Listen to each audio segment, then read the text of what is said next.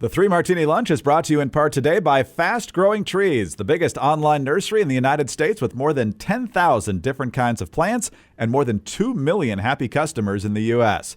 You too can grow lemon, avocado, olive, or fig trees inside your home on top of the wide variety of other houseplants available. Fast Growing Trees makes it easy to order online, and your plants are shipped directly to your door in just 1 to 2 days.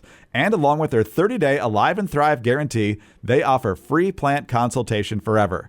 They're not kidding when they tell you it's easy to order online and you will love the products that you get. And if in the rare case it doesn't show up exactly as it should, their Alive and Thrive guarantee is legit. Friends have told us this. They will make it right really, really quickly. Fast Growing Trees has the best deals online, up to half off on select plans. And listeners to the Three Martini Lunch get an additional 15% off their first purchase when using the code Martini at checkout. That's an additional 15% off at fastgrowingtrees.com using the code Martini at checkout. Fastgrowingtrees.com, code Martini. Offer is valid for a limited time, so tell them we sent you. Welcome to the Three Martini Lunch. Grab a stool next to Greg Corombos of Radio America and Jim Garrity of National Review. Three Martinis coming up. Very glad you're with us for the Thursday edition of the Three Martini Lunch. Jim Garrity is on spring break. He'll be back on Monday. Here in his place today, Jon Gabriel. He is the Undisputed King of Stuff. He's also the longtime editor-in-chief at Ricochet.com. He's a columnist with Discourse Magazine through the Martini Center, and he's a columnist with the Arizona Republic. And Jon, always good to have you back. Thanks for being here. Great to be here. Let's start with our good martini, because just, I guess it was last week when Andy McCarthy was here, we were talking about the scourge of squatters, particularly in New York, where the laws seem to favor the squatters over responsible property owners.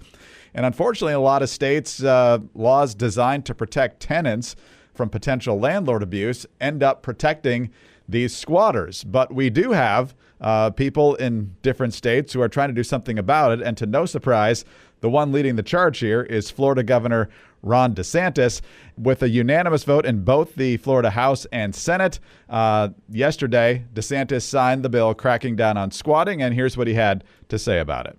Today in the state of Florida, we say very simply, what passes muster in New York and California is not passing muster here. You are not going to be able to commandeer somebody's private property and expect to get away with it. We are in the state of Florida ending the squatter scam once and for all. What the squatters know is even when they're in the wrong, it's a massive process many times before they can be evicted. And a lot of times the process is very expensive. And so we don't want the law to have the thumb on the scale in favor of people that are violating the law. We want the law to have the thumb on the scale in favor of law-abiding property owners, and that's what you're going to see here with this piece of legislation. What you can do now, if you're the victim of squatting, you can simply fill out a form, give it to your local sheriff, and the sheriff is instructed to go and remove the people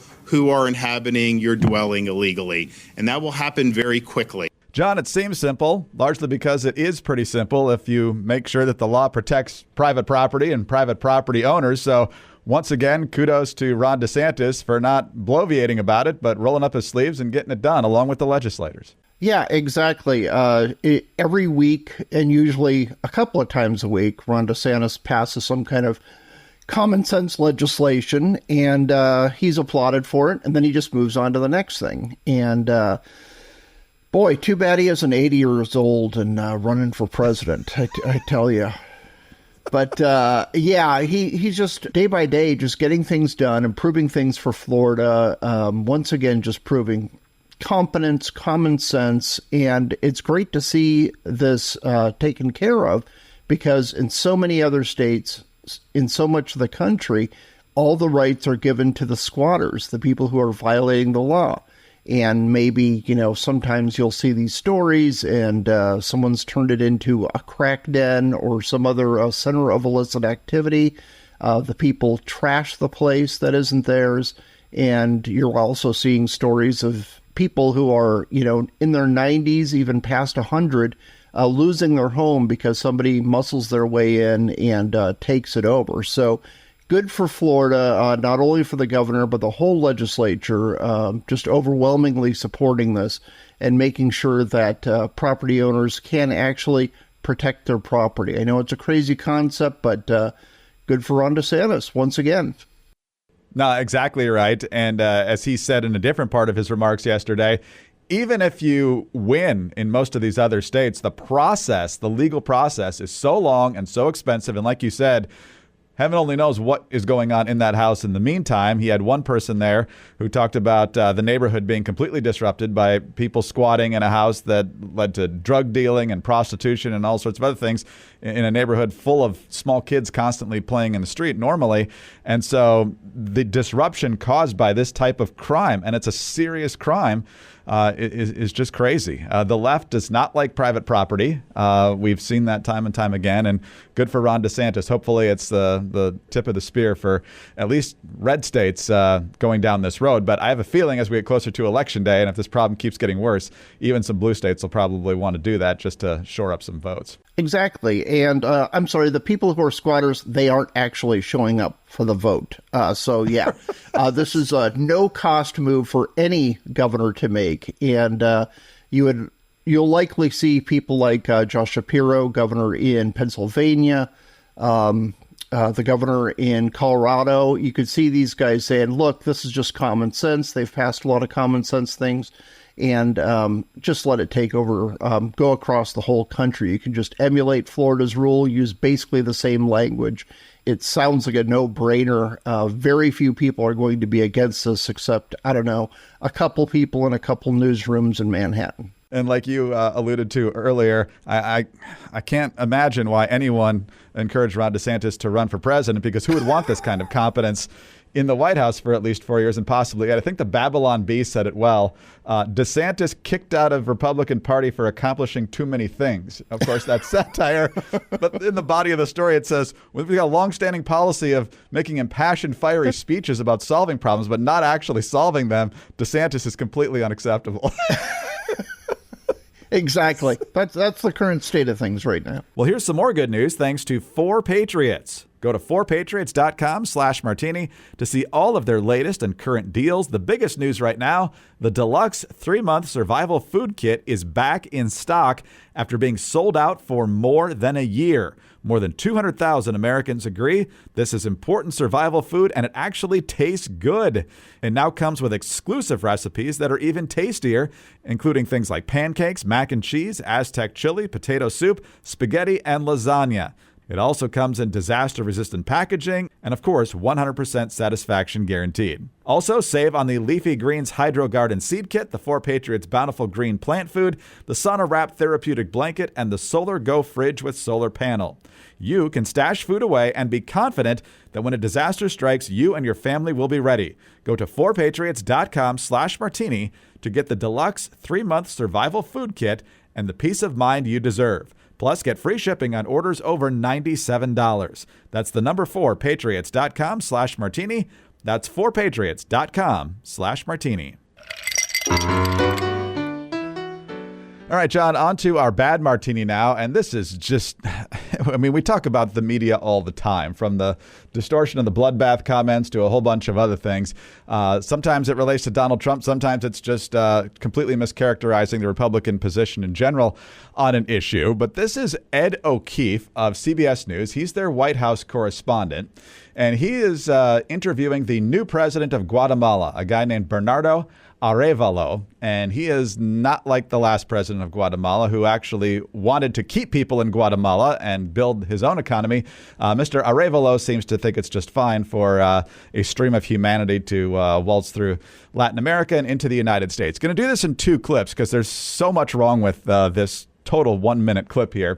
First of all, Ed O'Keefe badly mischaracterizing what Trump has said about migrants. And Trump has been inartful at times, of course. But take a listen to this premise from Ed O'Keefe and the response also from the president of Guatemala about what rights he thinks people have to come to this country. There's a chance later this year Donald Trump may win the White House again in this country. He's somebody who has a far different view of how immigration should be handled, and has said things that, like, migrants are not people. He's called them animals, and says they speak languages that Americans don't know. When you hear someone say that about people who are trying to get into this country, what do you think? Well, I think that in general it is a huge mistake to dehumanize and criminalize people that are just exercising, which is a fundamental right, the right to move. Okay, so first of all Trump has referred to like MS-13 gang members, human traffickers, sex traffickers, drug traffickers as the animals and not human. And then the president of Guatemala saying people have the right to move, which you and I defend in general, but inside the United States, when people are after our transportation on the left and so forth, the idea that people have the right to just flood into the United States is certainly wrong. But Ed O'Keefe wasn't done yet. Here's their next exchange. Do you think migrants will be safe in the United States if Donald Trump is elected president again? Well, we are looking forward to work with whoever wins in the next election to support and work so that our citizens that are residents in the United States enjoy full rights. Do you think border walls work? I think that history shows they don't. Well, that's a clip from CBS News. That's not pulled from some right-wing site. And so there goes O'Keefe again, suggesting that, people are going to be hunting migrants if Trump becomes president, for example. And then the president saying that the border walls don't work when we know that they do, including places like, John, Guatemala. The media wonders why they aren't trusted on these things. And this interview is a perfect example of why. It's misrepresentations all the way down. And in all those questions framing, not only is Trump the bad guy, America is the bad guy. The good guy, in his view, Guatemala. They would not allow me to invoke squatters' rights on a nice property, maybe on the seashore in Guatemala. Now I'm tempted to do that because, after all, I have a right to move. I'm sure I wouldn't be dehumanized. I'd be treated with kid gloves there.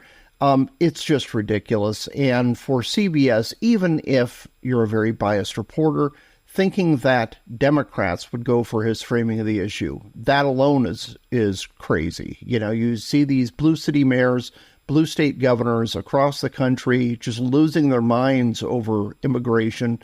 All of a sudden, they sound more like Trump than they sound like Biden, let alone the CBS reporter. Everybody knows that unchecked illegal immigration is a problem in this country, and you would think that Democrats and even this goofball reporter would understand that, well, I need to pretend to be against illegal immigration now because it's one of those issues that's turning into an 80-20 issues where 80% of the country is just like, no, enough already, stop. And immigration is now, it has supplanted the economy as the number one issue that voters care about.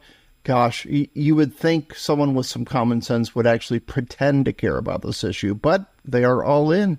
Exactly. I don't like to use the word hate a lot, but there's that meme on social media. You think you hate the media enough, but you don't. So I don't like to use the word hate, but distrust, not believe, that kind of stuff. They are totally in the tank. Thankfully, we have now places like X, where you, of course, are a connoisseur of the site and not only speaking truth, but doing it in such a humorous way. Because if this was happening, I don't know, 30 some years ago, where you basically got the three networks, the major newspapers, I guess CNN, but no other cable channels, no internet, no talk radio, this is the version you would believe because it's the only one you're being fed. Yeah, you would have nowhere else to go. Back in the day, that's why Rush Limbaugh and other talk radio people became such huge successes, is because finally people could just vent their spleen with very common sense information. It wasn't this incendiary, it was always mischaracterized as Father Coughlin and all these kind of things. Oh, it's filled with hate. No, it was usually just reading out headlines and people laughing about them. That was the entertainment. It's like, oh my gosh, I'm not the only one who's tempted to throw a brick at my TV every time the nightly news is on. Well, that story left a bad taste in your mouth. I've got some news that won't. Factor meals. Just yesterday, I was telling you about how I was salivating, getting ready to try my first Factor meal for lunch. It did not disappoint at all. It was the cavatappi with broccoli on the side. And I got to tell you, not only was the cavatappi with the tomato sauce good, The broccoli, which I'm not usually a big fan of, was very, very good. I gobbled it all up without any hesitation. Fantastic. My wife had the turkey chili yesterday. She loved it as well. And there's really 3 fantastic reasons to use Factor meals. Number 1, there's no prep. They're literally ready in 2 minutes. Number 2, cheaper than takeout. And 3, dietitian approved, so you know what you're eating is good for you. Sign up online at factormeals.com/3ml50 and use the code 3ml50 to get 50% off. What are you waiting for? Get started today and get after your goals. Save 50% with code 3ml50 at factormeals.com/3ml50. That's factormeals.com/3ml50.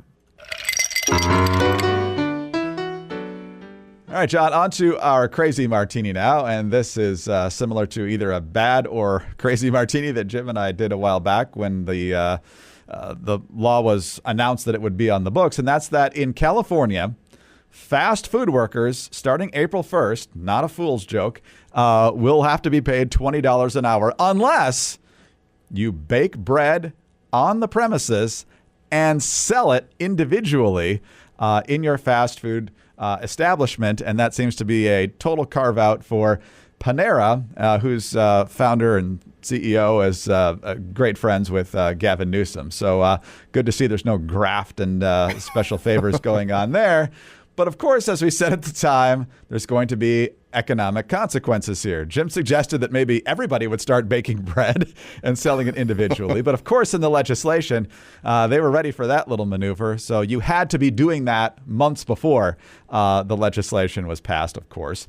But now the natural effect is that you don't get $20 of value from a fast food worker. And so California restaurants are reportedly laying off staff and reducing hours for other team members in an effort to cut costs ahead of a California state law taking effect that raises the hourly wage to $20. This is the New York Post. In the months leading up to the wage mandate, California eateries, particularly pizza joints, have established a plan to cut jobs, according to the Wall Street Journal. Pizza Hut and Round Table Pizza, a Menlo Park, California founded chain of 400 pizza parlors, have said they plan to lay off around 1,280 delivery drivers this year. Pizza Hut already sent notices to employees informing them of their last day, and on it goes. It won't just be pizza joints. It's going to be other places as well, many of whom have already switched to kiosks if you're going to order inside the restaurant because they don't have the personnel to man all the registers anymore. And that's on top of the fact that, John, I went through a drive-through at Wendy's last week, got one value meal, paid with tax over $12 for it. So, and this isn't even California. This is in Virginia. So the idea that the left thinks that you can just constantly mandate increases in the minimum wage when basic economics tells you that that can't work, it's not making your employees wealthier. It's making them unemployed. Yeah. Who could have predicted this? $20 minimum wage for fast food workers. Come on. This is just crazy. And who is also hurt by this? It's not just the businesses. It's not just the customers who now will get abhorrent service anytime they want to drive through In-N-Out Burger or something like that. But it's the people who want a job. They're a teenager. Look, I need something over the summer. You know, my 2 girls are college age. My youngest will often come back home, get rehired at a fast food place where she works because she worked her rear off, so they pay her very good money. Not quite $20 yet, but it's up there because she works hard. It makes sense for her, and it was a great opportunity for her to get out of the house, learn some professional skills, basic stuff, showing up on time, doing what you're told, learning to deal with coworkers. And it was a great opportunity to do that, you know, just like I was, bagging groceries when I was a teenager. It's very important for teens to have these jobs. It teaches a lot of life skills, gives them a little bit of experience, a little bit of money to, go to the movies or whatever they want to do. And as a dad, anytime something like this happens, artificially boosting the minimum wage, you're just like, okay, this is why so many teens don't work. They sit at home with their PlayStation and never have a job until maybe, if they're lucky enough to afford college and get through college, they can show up at a workplace and demand their bosses bow down to them. And, and something you see quite often with modern interns who just have zero work experience thinking, oh, so are you going to let me run the company now? No, you need to sit down and learn how the copy machine works. Don't get ahead of yourself. So it's bad for everybody across the board. But hey, it's California. That's what the legislature specializes in. Yeah, and remember when $15 an hour seemed like a crazy level, and it is a crazy level based on the value of work provided, but the left just keeps pushing and pushing and pushing. And it kind of goes to a point you were making. Those jobs are designed for teenagers and people who will hold that job temporarily. The left wants to create this dependent culture where that becomes a career. Now, if you want to be a manager of a franchise, that's one thing. But the idea that you're going to spend 40 years on the fries is just not realistic, and it shouldn't be your goal. There's nothing wrong with that type of work. I don't mean to demean the work, but the idea is it's a stepping stone to something greater in your life that virtually all workers and employees are capable of achieving. Yeah, and gosh, like me, like I said, I was bagging groceries before that. You know, I was eager to get out of the house and do something. So back in the old days when you had a sucker like myself who's going door to door delivering papers first thing in the morning, it's good for people to have those experiences. Heck, my older brother, I adopted his paper route, basically. He started when he was like 6 or 7. They had to change the local rules to allow him to do it because he was so eager. He's just like, I don't want to sit around the house all day. I go to school, I come home, I want to do stuff. And he's out there with a wagon delivering papers to our immediate neighborhood there. So give kids a chance who want to get out there and work, so they're not rotting their brains on social media or just vacantly staring at a wall when they could be doing something that they enjoy that's productive, that'll actually help them in life. That is an eerily similar story. My oldest brother got his first paper out at 8, delivered papers with a wagon, especially if the papers were thick, one of the weekend editions with all the ads. And I inherited the route from my brother. I had a different one. That's great. That's great. And look where we are today. We are running American media. So it can happen to you, folks. You know, it's the work ethic that's built in the Upper Peninsula of Michigan. I think that's the exactly. that's the key here. Those are our roots. So no coincidence there. But as much fun as we're having, and normally we'd end on that light note, time for a champagne toast. Since yesterday we learned the sad news that former Connecticut Senator Joe Lieberman passed away. Complications of a fall. Apparently he had been very active and no labels movement and responding to Chuck Schumer's ridiculous Senate floor speech about Israel up until just a few days ago when this happened. Lieberman came up in Connecticut politics. He was a state senator there, an attorney general. In 1988, he won his Senate seat over incumbent Republican, and I put that term in quotes, Lowell Weicker, who was a very, very liberal Republican. So liberal, in fact, that William F. Buckley, the founder and at that time editor at National Review, endorsed Joe Lieberman. And Joe Lieberman was on the podcast with Jim and me just a couple of years ago. And he told the story of Buckley calling him up to offer his endorsement if he thought it would help. And here's how he's described that. Early in 1988, the election year, I get a call from Bill Buckley. I would try to impersonate that priceless voice, and I might try. Joe, yeah, I'm thinking of endorsing you. Do you think it would end your campaign? I said, no, let me think about it, Bill, but he said, please understand, you know I admire you and I like you, but I would only endorse you because I despise Lowell Weicker. So that's an example of Lieberman's good sense of humor, too. Of course, he later became Al Gore's running mate. Gore trying to put decency on the ticket after the whole Clinton Monica Lewinsky scandal. Came obviously very close to winning, 537 votes in Florida away. And then 4 years later, he became kind of a pariah in the party. His presidential campaign did not go very far because he supported the Iraq War.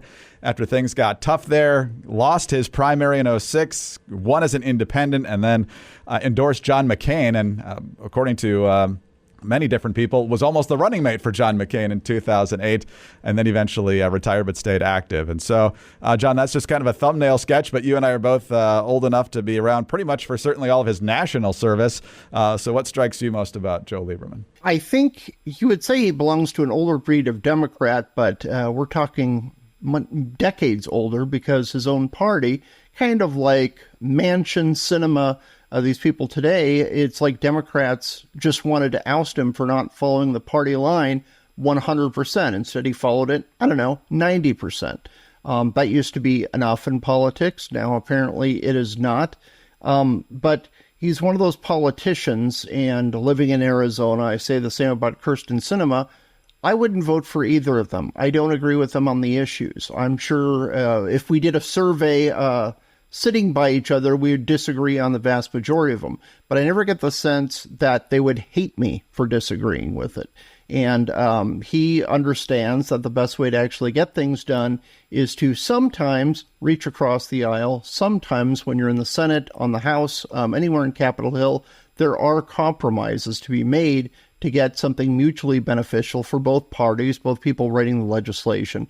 Another farewell to an elder statesman, not only on Capitol Hill, but with the No Labels movement. I think it's a bit of a foolhardy enterprise when it was founded, but I appreciate the people behind it, and he's someone engaged in the arena, in the public debate, and so thanks, Joe Lieberman, for getting out there and standing for your beliefs and not demonizing anyone who has a disagreement. You're right. I'm sure I disagreed with him most of the time. Cultural issues, economic issues, probably agreed with him a little bit more on foreign policy, but overall would have been hard to vote for him, and I didn't in 2000. One other interesting note here, John, is that Joe Lieberman, who was a paragon of personal moral virtue, actually was the one who I think saved Bill Clinton's presidency during the impeachment crisis, because after he confessed the Monica Lewinsky affair, after the testimony to the special counsel, there was a lot of conjecture about whether Bill Clinton's presidency was going to survive. And then Joe Lieberman went on the floor, excoriated his behavior up, down, left, and right, but said it didn't rise to the level of removal from office. And then, like a lemming, every other Democrat came down to the Senate floor and said, yes, condemn the behavior, but doesn't rise to that level. So that's kind of the moment where I think he gave Bill Clinton the escape hatch that ultimately led to his acquittal in the Senate trial. John, we will do this again one more time tomorrow. As always, great to have you with us. Talk to you then. Great to be on. Jon Gabriel is the Undisputed King of Stuff. He is also the longtime editor-in-chief at Ricochet.com, columnist for Discourse Magazine and the Arizona Republic. I'm Greg Corumbus of Radio America. Thanks for being with us, and please subscribe to the podcast if you don't already. Tell your friends about us as well. Thanks also for your 5-star ratings and your kind reviews. Please keep those coming. Get us on your home devices. All you have to say is play 3 Martini Lunch podcast. Follow us all on X. John is at XJon, EXJON. Jim is at Jim Garrity, and I'm at Dateline_DC. Have a terrific Thursday and join us again on Friday, Good Friday, for the next 3 Martini Lunch.